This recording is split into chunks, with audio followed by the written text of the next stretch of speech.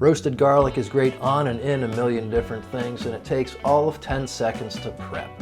First, preheat that oven to 350 degrees. Second, gather your mise en place. We've been together long enough, you and I, that I'm going to start using the grown-up kitchen words for stuff. Your mise is everything that you need to make your dish so that you're not chasing shit down all over the kitchen. Right now, we need a head of garlic, a piece of foil, some olive oil, salt, pepper, and a sharp knife. Here we go. First, you're going to cut your garlic clean in half down the equator. Don't peel it, don't separate the cloves, just cut.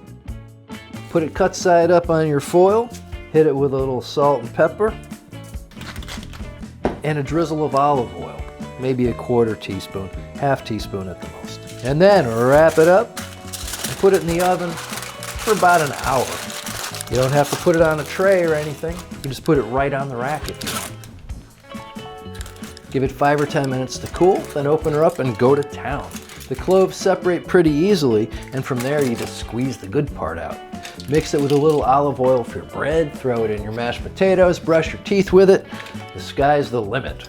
To store this, I recommend squeezing it all out into a small jar or something like it and covering it with olive oil. Make sure it's completely submerged and keep it cold. It can live in your fridge for about 2 weeks. Thank you for watching all the way to the end. If I was able to help you out today, you can help me by subscribing and hitting like and all that stuff that I hate having to say. Now go eat some garlic. Peace.